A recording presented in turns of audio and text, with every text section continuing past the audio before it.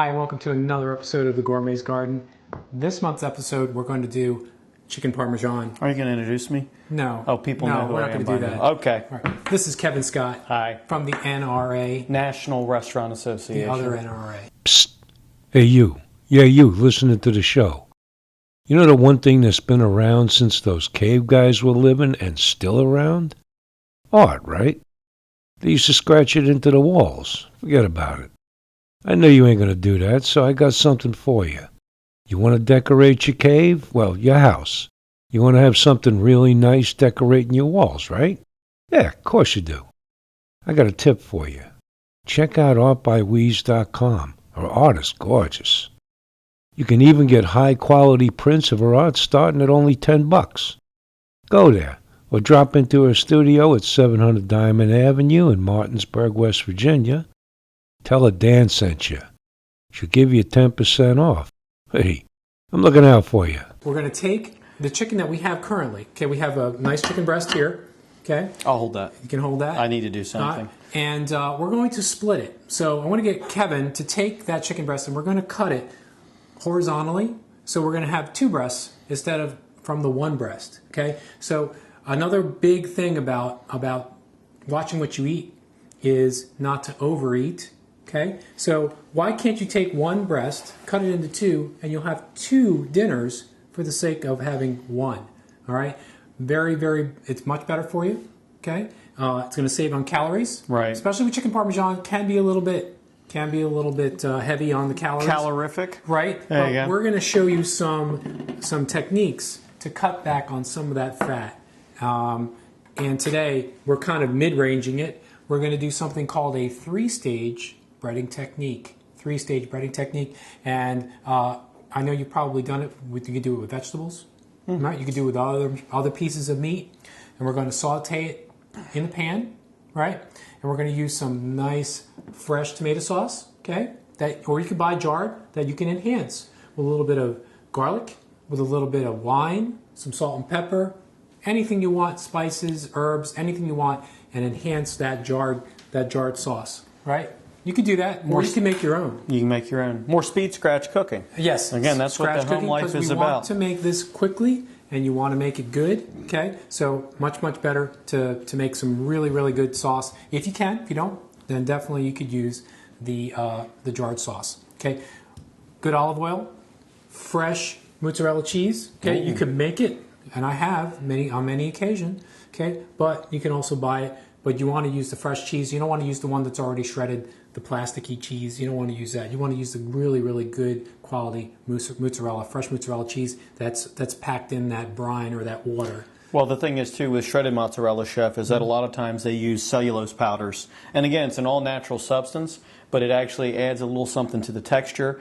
And some folks can even detect a little bit of a taste to it, so you want the fresh mozzarella in the brine, which is completely all natural. Very Italian. Just following you. Yeah, very Italian. You're my Italian. mentor. Oh, thank you. All right, so what we're going to do is we're going to set up our three-stage breading technique, and then I'm going to get Kevin to cut this chicken. So what we're going to do is, Kevin, I want you to crack that egg. I knew this was coming. Yes, if you watched last month and you remembered the berry tart. Yeah, Kevin doesn't like cracking eggs. He got an aversion to cracking eggs. Nope. Boy, I tell you what, you sure that's not a hard-boiled egg there? There we go. How about that? See, we just got that done like that. You did that perfectly. And I did it perfectly. Put that right there. But notice I didn't do it with one hand. Right. And that's my goal at some point, is I'm going to do it one-handed. So we have a beautifully cracked egg here. No shell. Yes, no shell at all. But we have flour, so we just regular all-purpose flour, and we have breadcrumbs. Okay, you can use panko breadcrumbs. You can use croutons, your favorite croutons, and crush them up, and you could use your favorite croutons in this. All right, if you want to make your own breadcrumbs, you have old stale bread, you want to put it through a food processor. Right. Absolutely. Some folks like to mix breadcrumbs and cracker crumbs too. That's true too. Adds a little bit more of a crunch to it. That's right. Yep. That's right. And our man Dan May said he uses cornflakes, right? Cornflakes in some of those dishes. So you could use cornflakes if you wanted to. Maybe you can use Cheerios. Maybe you can use some of that leftover. Now we don't want to use Cheerios.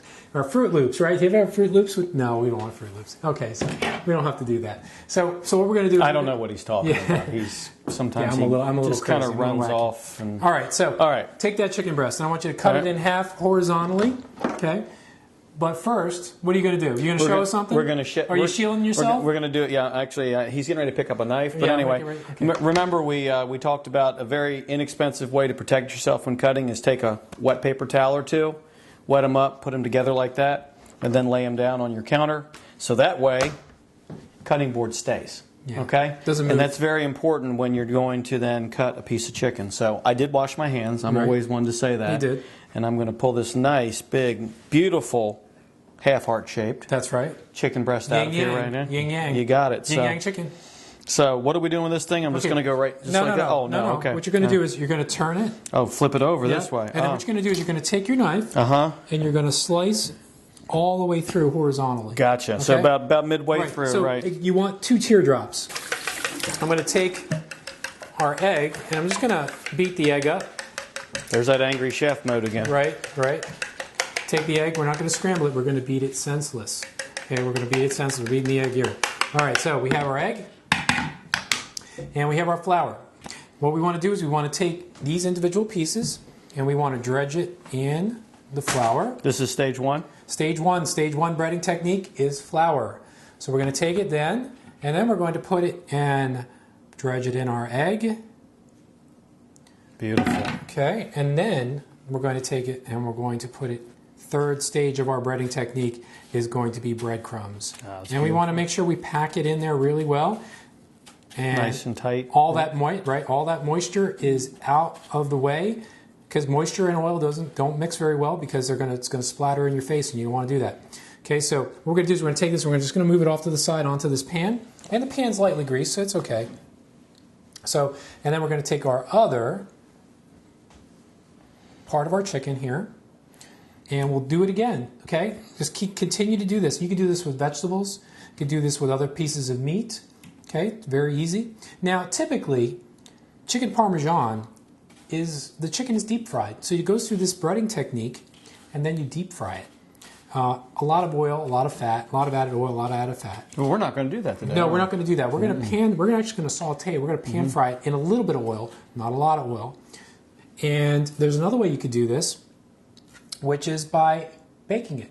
And if you really want to save calories, you can actually bake this dish, which tastes absolutely delicious as well. But you're going to save more calories if you bake it. So you would do the 3-stage breading technique, put it on a sheet tray, and bake it in your oven. And there's also a little step in between, Chef, that I do at home with things like this, where I actually go ahead and sear it in the hot oil very quickly, brown it up, and then I bake it off. So that, yeah, you got a little bit of oil going there, but it doesn't stay in the oil the whole time. That's and true. so you kind of you got maybe lower calorie, higher calorie, and in between calories. So, and you get that crispiness, the crunchiness, and also the color that I like so much. And either way is delicious. It all depends on you and where you want to be.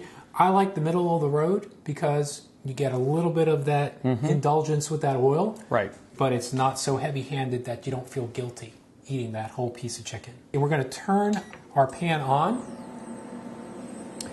and we're going to put a little bit of oil in our pan. I'll take that way. Okay, a bit of oil in our pan. We're going to heat this oil up, and why don't you take a break?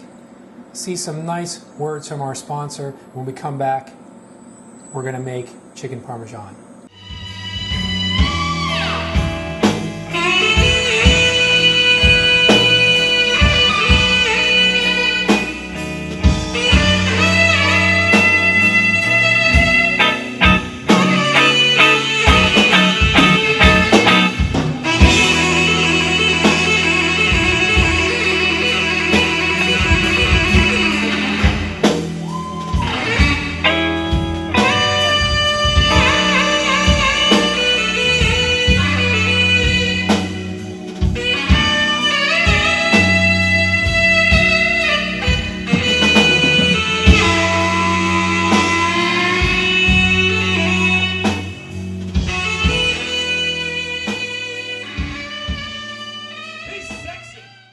Welcome back, and we're going to be making our chicken parmesan right now. We're going to be sauteing our chicken. Our oil is scalding, so we're going to take and put our chicken into our pan.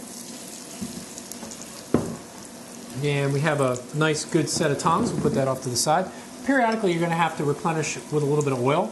But again, it's not like it's deep fat frying. You're just going to use a little bit of oil here and there, and you're not going to use all of it. You're just going to use it enough. And these are thin. These are thin. The scallopine cut. Right. These are very thin, so it's not going to take long. You can see. I was just in there for a couple minutes. That was barely 30 seconds. Right, and it's already started. So if you cut your meat very thin, it's going to cook very quickly. So you don't have to worry about it too much. We're also going to finish this off in the oven too. So it's not going to take that long. So we're doing a little bit of the method where we sear it, get the color like we were talking about, absolutely, the crispiness, and then it's going to go straight into the oven. Right, and the thinner the pieces, the easier and the faster it's going to be. So let's take this. I'm going to take this off. Yep. And we're going to need a little bit more oil, sir. Roger that. A little bit of oil. Oil's going in the pan right now. Tell me when. Go. A little bit more? No, we're good. You're good to go? All right. I'm going to take this. I'm going to take our final piece of chicken, and we're going to saute that. And we're going to flip it and put it back on the tray. And we're going to put some sauce on there and our cheese, and we're going to put it in a broiler. We're going to put it. You can put it in an oven if you don't have a broiler. Put it in an oven. Most important thing with cooking poultry is always be sure to cook it to the proper internal temperature. And what is that temperature? I was going to ask you that question and put you on the spot. Okay. All right. Well, the proper temperature is 165 degrees internal temperature. He's right. Right. Smarty pants. You knew that, didn't you? Yeah. Well, somebody else taught me that. I think I told him that before we even did this session. But now it is 165 seconds for. Now, does everybody do that? Well, again, everybody does what they do. So again, that will ensure the proper safe temperature for preventing foodborne illness. Right. So 165 degrees will assure that you won't get sick. So does everybody do it? No. Mm-hmm. Yeah, the last thing you want to do is eat raw chicken. Last thing you want to do is eat raw almost anything, although there are some foods that you can eat raw that are acceptable, correct? Well, there are. Absolutely. There are some foods, including proteins, that you can. With chicken, though, because salmonella is a bacteria that lives in the chicken, you want to make sure that you get it to at least 165 degrees. So it is very much a balancing act between getting the right temperature and keeping the quality so you don't get it dried out either. So. Sure.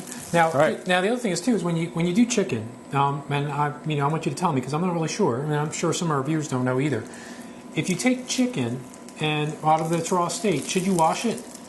No, you don't have to wash chicken in its raw state necessarily. Some people do it just because they don't like the feel of the chicken out. But really, if it's packaged properly and it's bought from a reliable, safe supplier, i.e. your local grocery store, then you're going to be okay with that.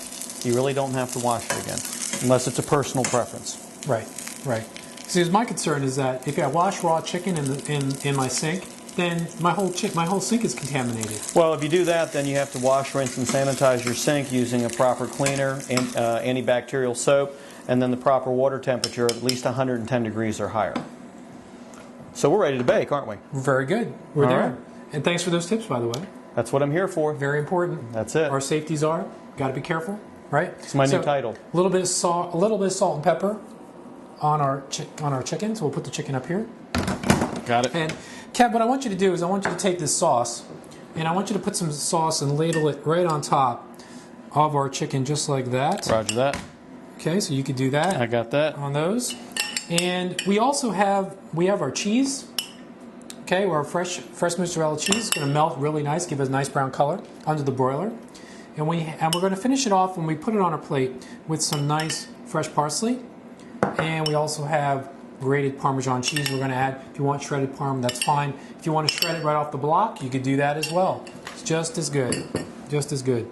Okay, perfect. What I like to do is I like to reserve a little bit of sauce off to the side, which Kevin did without me telling him, so as good a chef as he is. Okay, what I like to do is dot a little bit of that sauce on top of it after it comes out of the oven because it just makes it look a little bit more pretty. Okay, so now what we're going to do is we're going to take our cheese that was cut and we're going to put it right on top of our Parmesan, chicken here.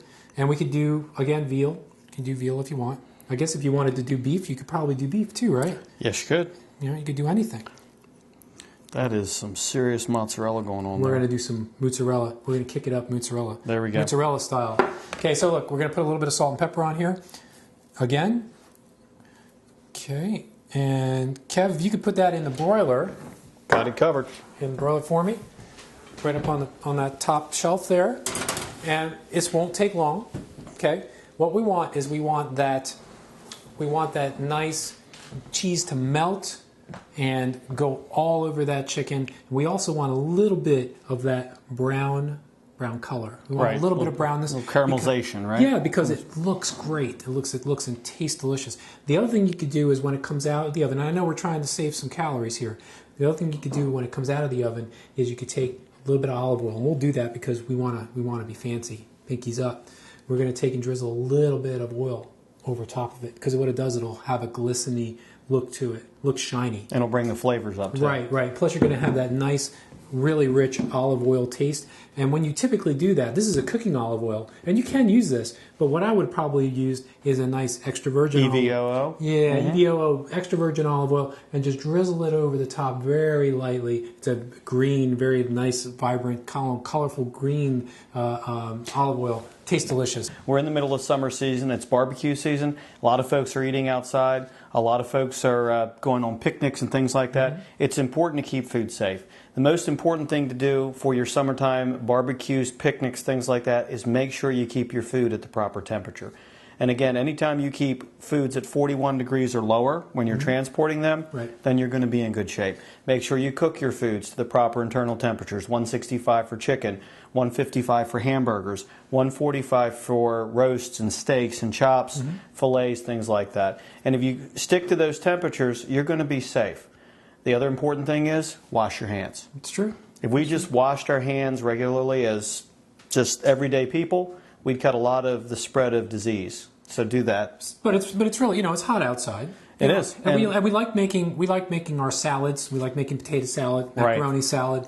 And if it's 90 or 100 degrees outside, is it safe for me to eat it? You don't want to go eating foods that get above 70 degrees Fahrenheit. Okay, so you want to make sure your cold foods that are not going to be cooked in any way don't get above 70 degrees if they're going to be outside. So it's really important not to leave the maters or the tater salad or the macaroni salad, anything like that, sitting out in the full sun on a picnic table. It's very important to keep them under temperature control the whole time. And now if I had ice, if they were sitting on ice, is that ice would be fine. The best thing to do is put ice in the bottom of a cooler, put the containers on top of the ice, and if you have some gel packs or ice packs or even a bag of ice, real simple Ziploc bag, just make sure it doesn't leak. If you put that over top, you've got a nice envelopment of cool. And again, the key temperature we're trying to keep things below is 41 degrees Fahrenheit. We're ready to go. Listen to the sizzle. Beautiful chicken parmesan. I'll hold on to that for you, Chef. Leave that there. There's your oil. Move this over here. Roger that. Okay, so what I'm going to do is I'm going to take our chicken parm and we're going to move our plate a little bit closer. Got you there. And look at that cheese. Look at that. Wonderful cheese. They're lining up already for this, folks. Wonderful cheese. Right. Dan's back there just saying, I can't wait to get to this right now. So we're going to leave that there. We'll turn it a little bit.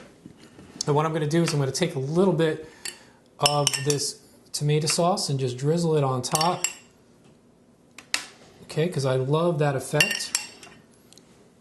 So it doesn't look so white. Okay, a little bit of Parmesan cheese, and finish. Nice little color to finish. Right, a little bit of color to finish, and a little bit around the plate. And there you have it. Thank you, sir, for your help. My pleasure. Chicken Parmesan, amazing. Everybody, you got to try this. It's absolutely delicious. Enjoy.